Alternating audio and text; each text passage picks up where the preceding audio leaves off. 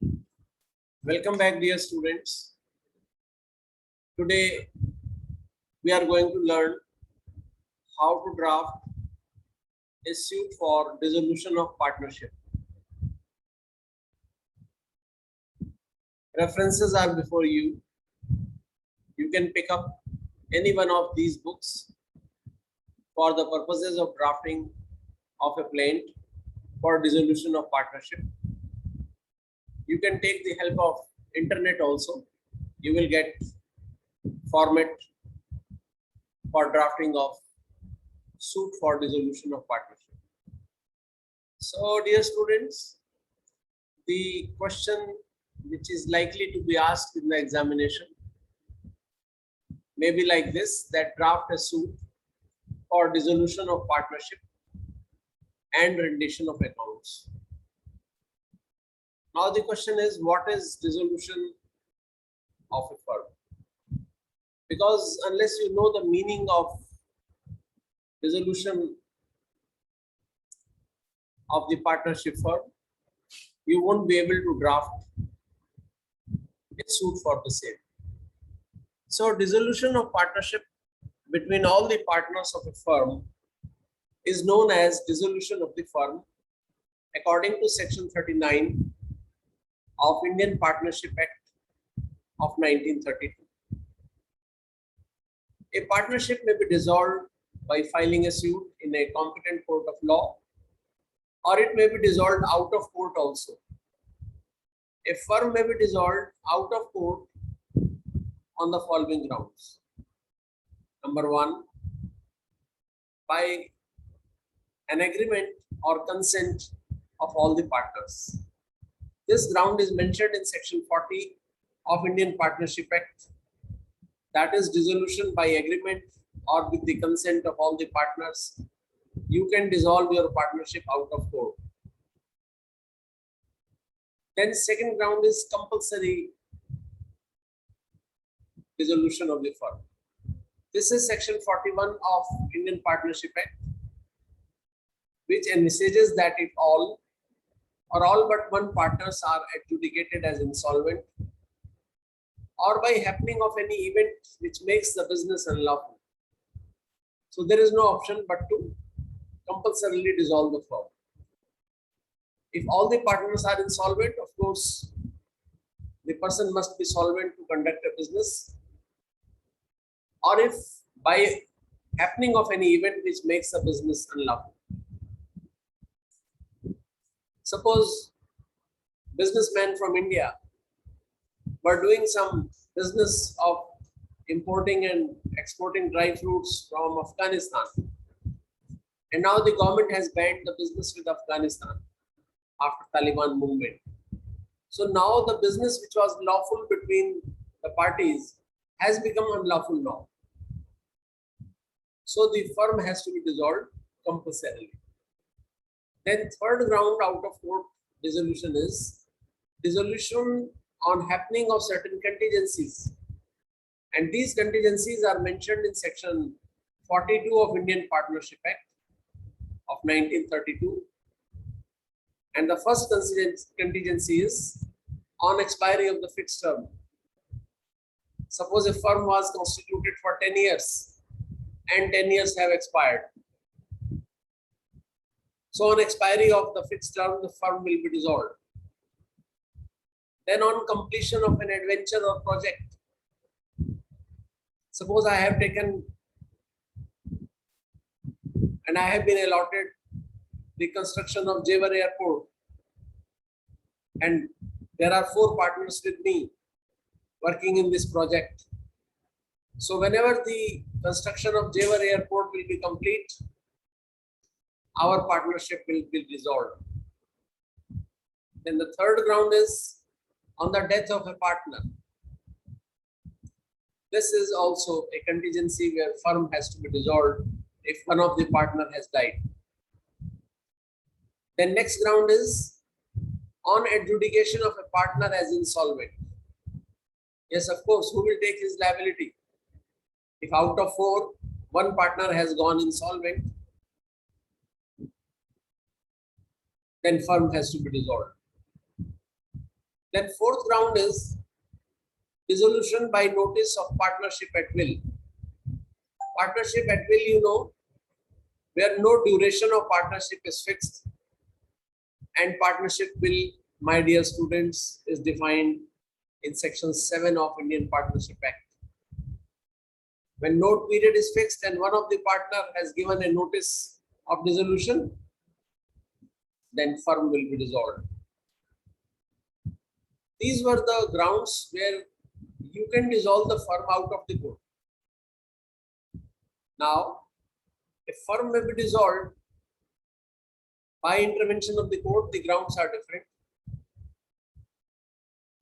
A firm may be dissolved by the court on any of the following grounds, which are mentioned in section 43 of Indian Partnership Act. And the first ground is that a partner has become of unsound mind.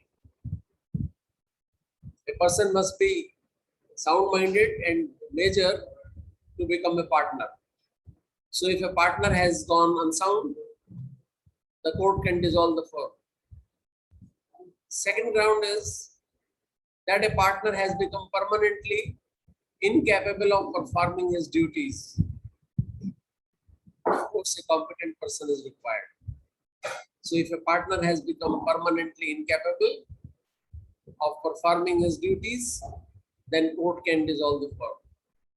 Third ground is that a partner is guilty of conduct which prejudicially affects the business. Partner is guilty of misconduct. Court can dissolve the firm. Fourth ground is where a partner persistently commits breach of agreement. So you know the trust is the basis of partnership business. And if one of the partner is persistently committing breach of agreements, breach of trust, then court can dissolve the firm. Fifth ground is that a partner has transferred the whole of his interest to a third party. If an outsider has been inducted into the firm, so court can dissolve the firm on this ground also, that a partner has transferred whole of his interest to a third party. And the sixth ground is that the business cannot be carried on save at a loss. The firm is going into losses since so many years, and now the business cannot be carried on save at a loss. So my dear students, you know, everybody does some business for profits, and if profits are not possible, business is regularly going on in losses, then court has the discretion to dissolve the firm. And the last ground is if the court finds any other just or equitable ground, the firm may be dissolved by the court on that just or equitable ground also. Now, my dear students, the latest development is that Parliament has passed the Limited Liability Partnership Act 2008. And this new act has come into force with effect from 31st March 2009. And as the name indicates, it is a Limited Liability Partnership Act.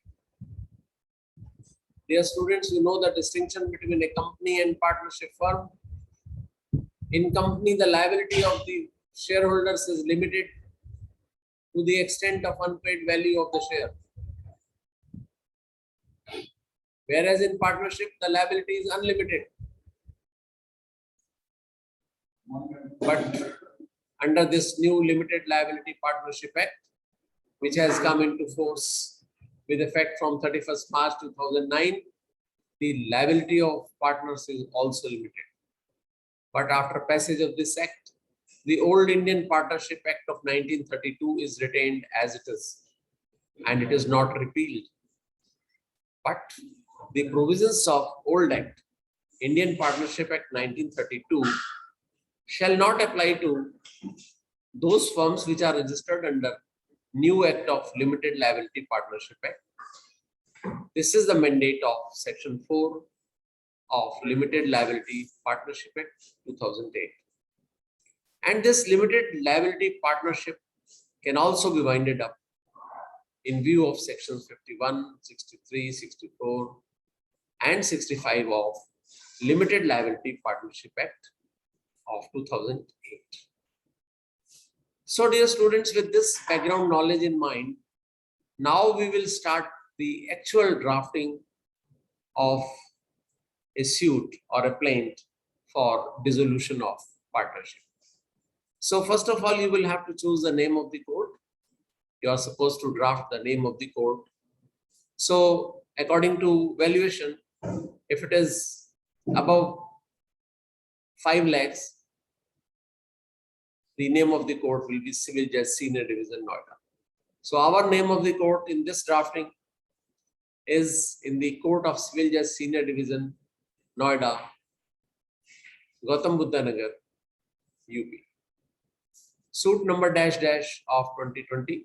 Year you know, but suit number you do not know. So you cannot write suit number at the time of drafting.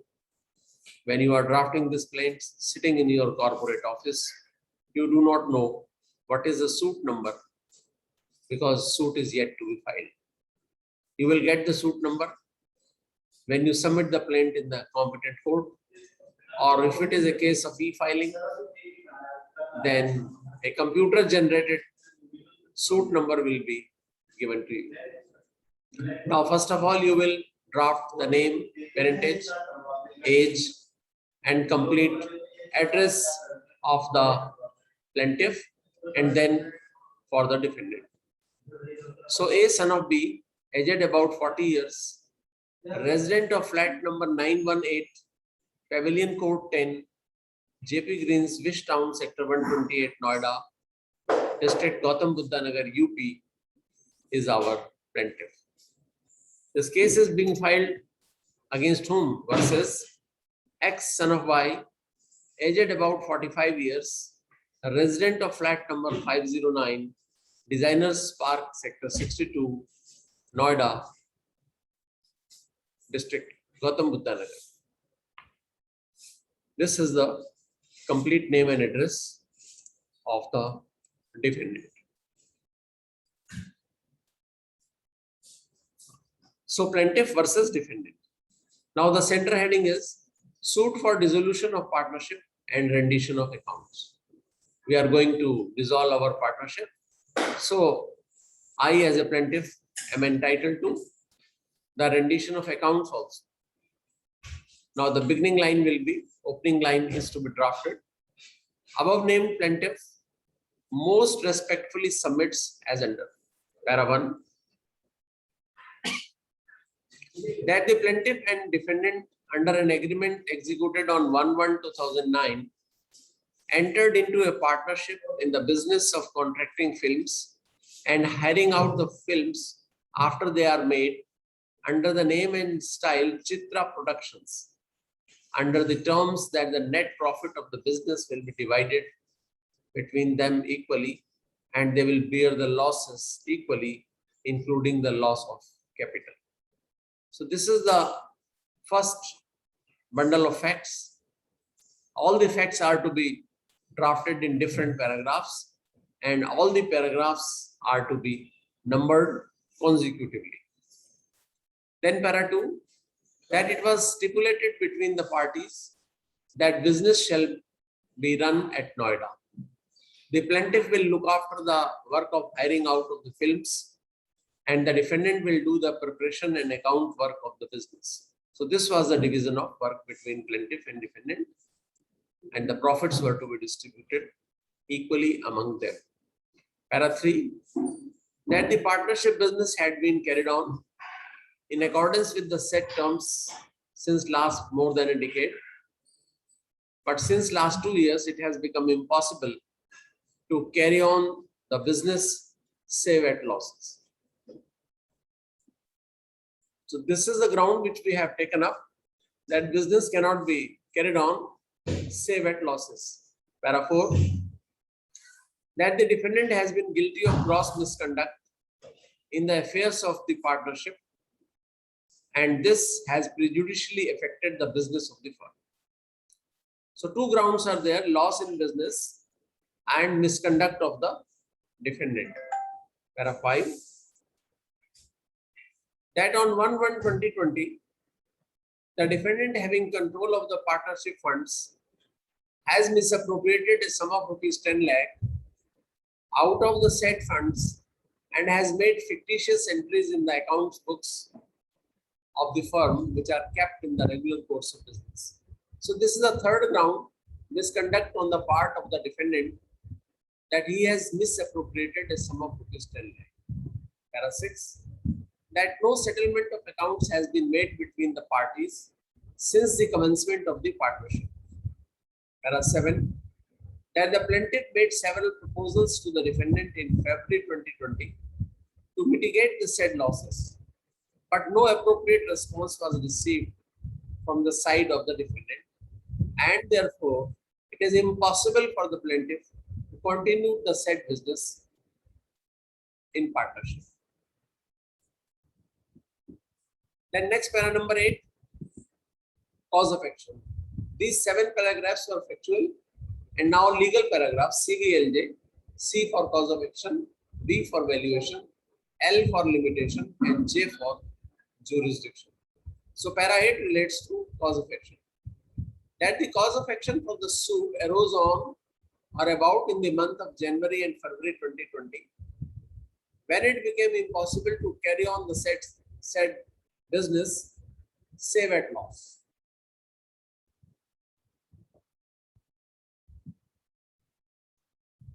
Especially on 1/1/20,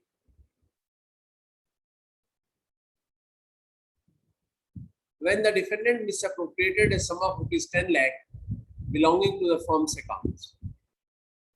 Para 9 relates with the jurisdiction.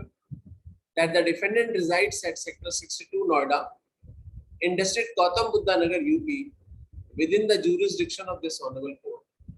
Since the defendant is a resident of Noida, so Noida Court has jurisdiction to entertain this suit and decide it in accordance with Section 15 to 20 and 21 of CPC. Now, para 10 relates to the valuation, compulsory paragraph. That the valuation of the suit for the purposes of jurisdiction and payment of court fees is rupees 10 lakh, on which proper court fee has been paid. Para 11, that the suit is well within the limitation. Therefore, the plaintiff most respectfully prays that a receiver may kindly be appointed for taking stock of all the accounts of the firm. This is my first prayer, that a receiver may be appointed. B, the accounts of the firm may be finalized.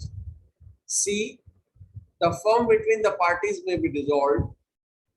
D, cost of the suit may be awarded to the plaintiff. Place of drafting is Gautam Buddha Nagar.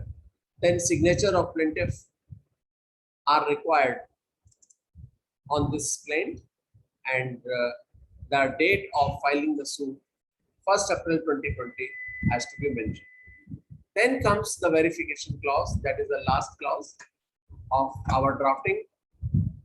I, A, the plaintiff above named, do hereby verify that the contents of paras 1 to 7 of this plaint are true to my personal knowledge, and the contents of para 8 to 11 I believe to be true on the information received.